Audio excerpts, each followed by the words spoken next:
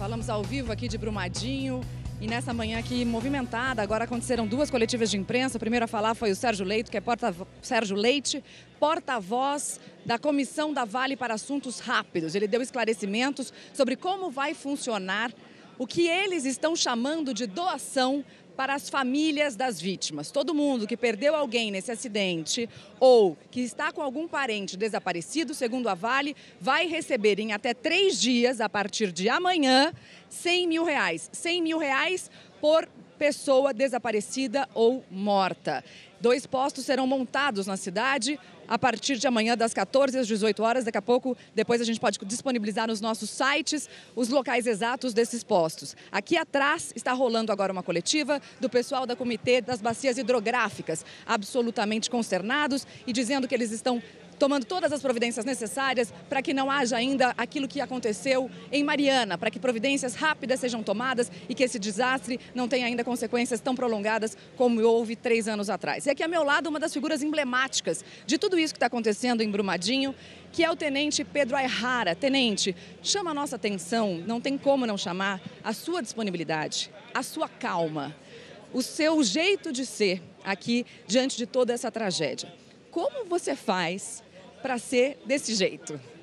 Eu acho que agora a nossa preocupação no momento é a gente fazer um trabalho com seriedade e considerando assim o papel que a informação tem nessa grande tragédia. As famílias elas querem saber quais trabalhos estão sendo feitos, como os trabalhos estão sendo realizados. Então não é mais do que a nossa obrigação a gente informar isso de uma maneira clara e respeitosa para que as pessoas possam saber que o que está sendo feito aqui é todo um esforço para que a gente consiga recuperar o maior número de vítimas possível e essas pessoas elas consigam velar os seus queridos.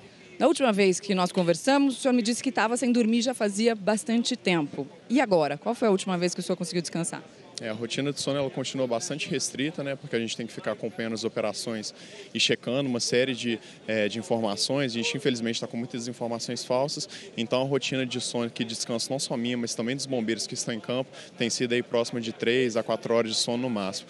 A partir das 4 horas da manhã, nós já começamos os acompanhamentos para identificar o que está sendo feito e poder passar esse feedback, em primeiro lugar, para os familiares e também para a imprensa, que desenvolve esse papel também de informar o maior público.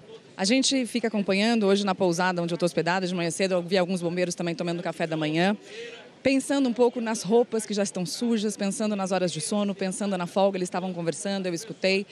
E a gente esquece muitas vezes que o bombeiro também é gente, E é difícil para vocês manifestarem essa vulnerabilidade, ter lugar para esse acolhimento? Acho que agora a gente fica muito focado em prestar um bom trabalho. Logicamente que depois que tudo isso acabar, a gente vai passar por um monitoramento psicológico, que já começou agora, e a gente vai ter a oportunidade de descansar, de voltar para o nosso convívio familiar. A maioria aqui dos militares aqui está desde que a operação começou, então os nossos compromissos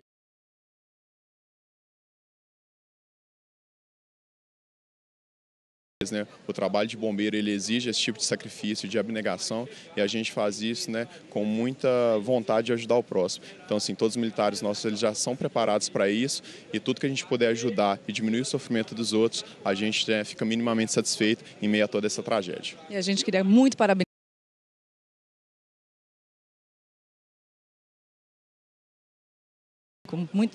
Muito obrigada pela atenção, viu, Tenente? Vamos ver uma reportagem, então, que a gente gravou e que mostra um pouquinho mais desse dia a dia dos bombeiros. A lama está muito ainda liquefeita. Nós afundamos facilmente na lama. Isso, o desgaste é muito grande, tanto o físico e o psicológico também tem que estar preparado para as situações. Nosso juramento, a nossa missão é salvar vidas sempre. Largo minha mãe, meu pai, minha família, o que for, para estar salvando vidas. Ao mesmo tempo que você vê muita solidariedade, vê muito sofrimento. Então isso, no final do dia, pesa. A gente às vezes tem que vir mais com a razão e deixar o coração um pouco, porque senão você não consegue trabalhar. Eles estão dormindo muito pouco. Aí está variando bastante do tipo de atividade em que a pessoa está sendo empenhada. Então tem algumas pessoas que são mais demandadas em função da natureza da atividade delas e elas conseguem dormir 2, 3, 4 horas por noite. E tem outras que a gente está procurando contribuir para que elas tenham um descanso maior, Quanto mais o esforço físico, mais a gente está se atentando para essa questão da recuperação. É difícil assumir uma fragilidade quando você está numa posição de herói, né? Eles não são super-heróis, eles fazem aquilo que a população em geral não faz, mas eles não têm nenhum superpoder para lidar com isso. Por isso que a gente tem tanto cuidado com o bem-estar e com a saúde deles. Queria aproveitar a presença do Dr. Daniel Barros, nosso psiquiatra, consultor do bem-estar aí no estúdio, para perguntar exatamente isso, né, Dr. Daniel, que o tenente Pedro Aihara falou aqui. Depois que passar tudo isso é que talvez seja o principal problema, né? É isso mesmo, Mari. Todo mundo já passou um pouco aquela sensação de que atravessou uma crise e aí depois que passa aquilo, depois que passa aquela situação, a pessoa desaba. Né? Acho que todo mundo já passou, às vezes, lógico que com menor intensidade do que um desastre como esse da Vale, mas a pessoa atravessa ali com sangue no olho e tal, e aquele estresse, e ela atravessa e depois vem aquela sensação de, nossa, como que eu consegui aguentar e a pessoa desaba. Na crise aguda, né, na reação ali imediata após uma situação de trauma, pode acontecer realmente essas coisas que a gente está vendo. Um entorpecimento, um distanciamento emocional, uma sensação de estresse, às vezes até esquecimento, ou a pessoa ficar pensando muito. Às vezes, em casa você já pode ter passado por isso. Viu um acidente na rua e depois ficou à noite lembrando daquele acidente. São memórias que às vezes ficam por causa do trauma, mas elas não necessariamente vão levar a um adoecimento. A gente tem que ficar atento, tem que ficar prestando atenção e prestando muita atenção realmente na saúde mental dos bombeiros que estão fazendo esse trabalho aí bastante desgastante. Bom, quem também participa do programa conosco, Mari, é a doutora, a psicóloga... A doutora Letícia Nolasco, ela é da ONG, uma importantíssima ONG, Médicos Sem Fronteiras. Ela já participou de alguns desastres.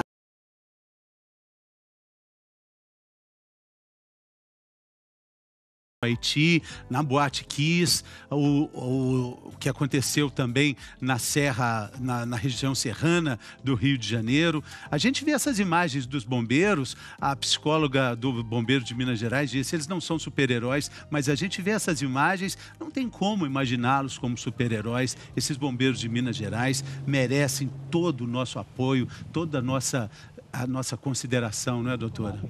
Com certeza, e a gente percebe claramente que eles estão bastante preparados, né? Tanto na fala da psicóloga Andréia, quanto na fala do tenente. A gente... Doutora, só interrompendo, a gente está vendo imagens de lugares que a senhora já esteve ajudando, apoiando também pessoas, situações que já aconteceram e que a ONG Médicos Sem Fronteiras esteve também participando, apoiando, e onde aconteceram situações pós-traumas também, né? Situações horríveis, né? Como a Boate Kiss, que a gente está vendo aí agora. Exato, a organização tem experiência de trabalho em mais de 70 países no mundo, né?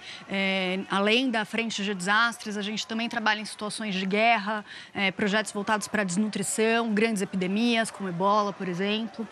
No caso dos desastres ou em qualquer outra frente de trabalho que a gente esteja, é essencial saber qual é o contexto local, né? O que está acontecendo naquele município, naquela cidade e como isso sobrecaiu sobre a população. No caso, né, de Brumadinho, pensando aí a gestão integral de risco de desastres, então o desastre é uma das fases de um processo de cuidados, né? Então a questão crônica, né, de um possível adoecimento vai aparecer lá no momento da recuperação e para poder reduzir a possibilidade dessa existência é essencial um primeiro acolhimento de saúde mental logo após o desastre. E é isso que a gente vai ver daqui a pouco, não é isso, Mari? Você continua aí com outras informações, não é, Mari? Exatamente, Fê, porque à medida que o tempo passa, a tragédia vai ganhando rostos, vai ganhando mais dramas. A gente vai conversar do próximo bloco, a gente vai ver famílias devastadas pelas perdas. O que fazer com isso? A gente volta já já.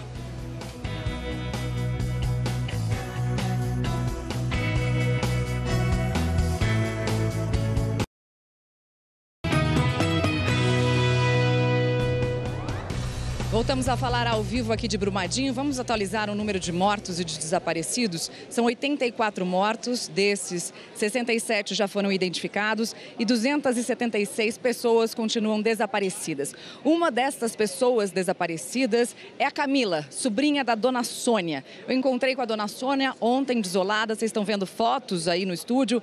E eu não ia entrevistar a dona Sônia, mas uma coisa me chamou a atenção. A dona Sônia estava se sentindo culpada porque ela arrumou emprego para Camila trabalhar na pousada Nova Instância. A Camila estava trabalhando lá há apenas 5 dias e a dona Sônia estava absolutamente culpada e consternada, desesperada. Eu quis trazer esse tema da culpa para o bem-estar, porque eu sei que a gente tem capacidade de falar sobre isso de uma maneira delicada e essa culpa se estende por várias pessoas com quem eu conversei aqui, de gente que não teve como ajudar pessoas que estavam lá dentro. Vamos ver a reportagem, depois eu gostaria de falar sobre isso com o doutor Daniel.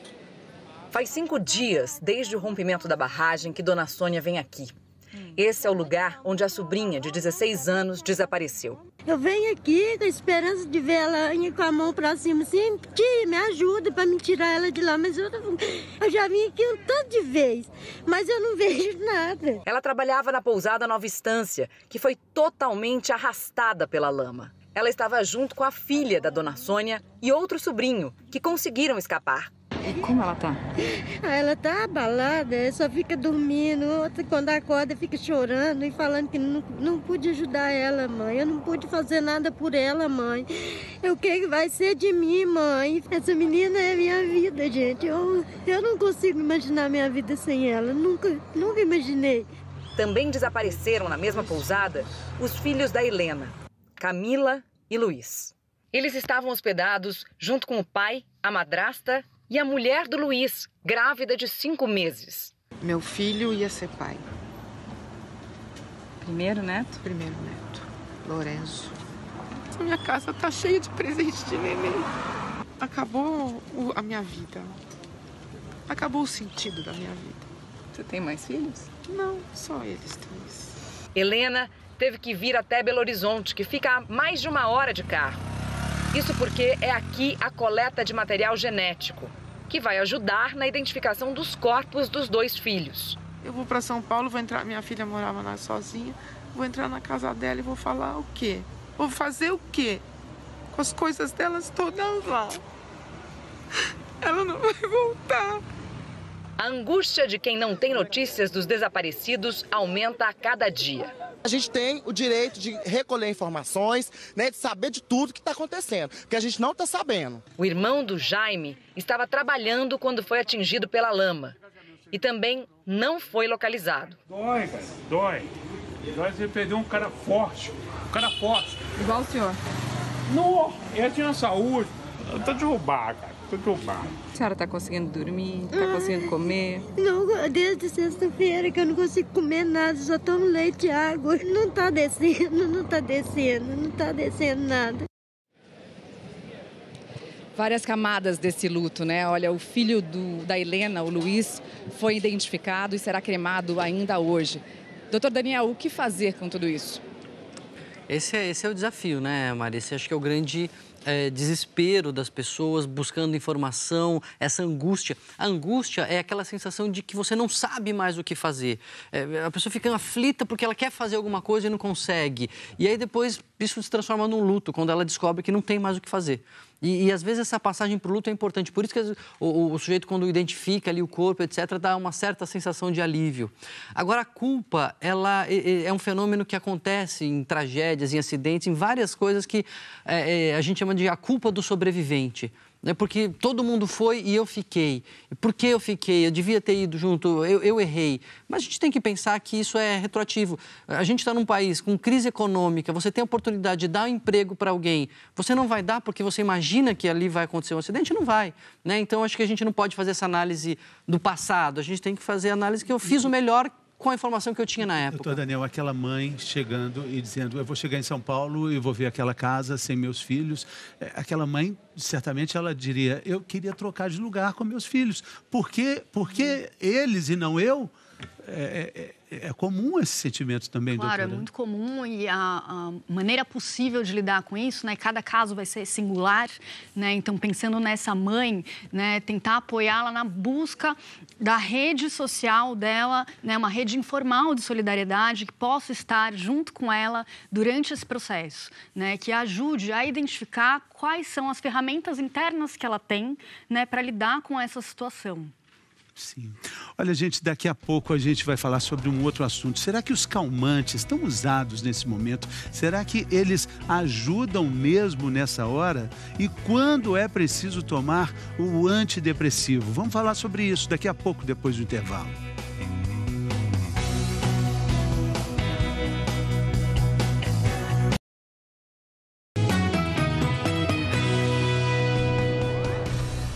Voltamos a falar ao vivo de Brumadinho. Eu queria contar para vocês que ontem, enquanto eu estava na porta do Instituto Médico Legal de Belo Horizonte, eu presenciei a formação de uma roda de orações. E isso tem acontecido em vários centros onde as famílias estão sendo apoiadas por voluntários aqui na região de Brumadinho. E uma dessas voluntárias é a Valdênia, que é psicóloga e que esteve presente desde o primeiro dia acompanhando essas fases do luto. Porque no primeiro momento tinha esperança, depois aquela indignação de não saber uma resposta. E agora a gente está chegando nessa terceira fase, que é uma fase de concretização da perda, né, Valdênia? O que você está vendo das famílias? Bom, a gente pode refletir um pouco sobre a questão desse sofrimento que tá acontecendo aqui nesse momento. Porque, literalmente, as pessoas estão vivendo, sentindo que estão vivendo num vale.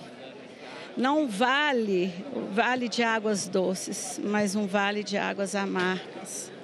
E esse momento que eles têm aí de oração, de busca com Deus, é um momento importante para se fortalecê-los, sabe? E o que acontece? Porque é um momento onde essa notícia, ela causa uma dificuldade de um controle emocional muito grande. A pessoa, ela entra em desespero, né? Depois vem crises de ansiedade, crises de culpa. E o que a Valdênia estava me contando é que ela já viu muita gente nesses centros de atendimento. Olha o barulho do helicóptero aqui de novo. É o som dessa tragédia, é o barulho dos helicópteros. O que ela estava me dizendo é que muitas pessoas ela encontrou que já estão tomando calmantes. Então eu queria mandar aí para o estúdio para perguntar que momento é o momento de tomar medicação? Vamos lá, então, vamos falar sobre isso aqui. Temos 2 especialistas no assunto que vão comentar sobre isso. Qual é, doutor Daniel, o momento de tomar o calmante? Bom, acho que a gente tem que entender que nem todo sofrimento é um sofrimento patológico, né? A Letícia está aqui, pode falar melhor até do que eu, que essas situações trazem muito sofrimento, mas nem todo esse sofrimento vai ser uma doença. Agora, o que a gente recomenda, e isso é muito importante a gente frisar, a gente já falou em outros programas aqui, no momento pós-trauma imediato, nesse momento de ansiedade, é muito comum uma pessoa querer pegar um calmante, dar para o outro, assim, eu tenho aqui uns calmantes na bolsa, toma aqui, pegar o calmante da vizinha, da sogra, etc. Isso é ruim. Tá? Porque a gente sabe que os calmantes, eles podem dar aquele momento de alívio, uma sensação de alívio no começo, porque ele acalma, só que ele faz dormir. E a gente sabe que o sono é fundamental para quê? Consolidar as memórias, para fazer as memórias ficarem fixas. E se a pessoa fixar uma memória de um trauma, de uma memória desse desastre, etc., ela pode vir a desenvolver o estresse pós-traumático. Então, a gente recomenda que não use calmante, não pegue o calmante da sua vizinha, não pegue o calmante da sua sogra. Se o médico te passar um calmante, pergunta, mas doutor, isso aqui é tarja preta, isso aqui não pode piorar, porque, de fato, a gente não recomenda nesse momento. O antidepressivo pode ser usado se, para além de uma reação normal de trauma, a pessoa estiver desenvolvendo sintomas depressivos, mas isso vai ser avaliado caso a caso. Aí o antidepressivo já seria outra coisa, né, doutora Letícia? A gente pensa o possível uso de medicação no momento muito mais adiante nesse processo da gestão integral de risco de desastres, né? Então, nesse primeiro momento, é muito importante um acolhimento inicial, a oferta de uma escuta. E essa escuta precisa, em absoluto, estar integrada, né, com o sistema de saúde local. Né, os voluntários precisam estar conectados com uma possibilidade de atendimento que seja contínua e prolongada, né? Porque quem de fato vai lidar com os processos crônicos vão ser os profissionais que vão seguir naquele local por um tempo maior. O remédio é para a alma, né, Mari? E a gente já está vendo isso, tão importante que vocês estão falando aí, né? Dessa disposição de depois acolher esses pacientes também no consultório com os voluntários locais. Sim, claro, porque isso deixa uma marca profunda e pode causar um trauma.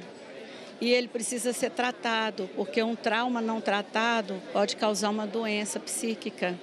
Eu queria, em nome da Valdênia, parabenizar também todos os voluntários que vieram para cá e que estão também incansavelmente atendendo todo mundo que está precisando de ajuda. Obrigada, viu, Valdênia? Vocês são luz. Obrigada a vocês no estúdio. Bom dia, se cuida por aí. A gente volta a se ver amanhã. Um beijo. Valeu, Mari. Ótimo trabalho. Tá brilhando como sempre. Maravilhosa, Mari. Parabéns pelo seu trabalho. Foi passar um fim de semana prolongado em Belo Horizonte. Saúde, Mari. Parabéns por tudo, tá? Parabéns. Muito orgulho Obrigada, de você. A gente fica por aqui. Beijo. Amanhã a gente está de volta. Muito obrigado, doutores. Muito obrigado pela colaboração de hoje. Fátima Bernardes, vem aí. Perdeu alguma coisa? Tem Globoplay.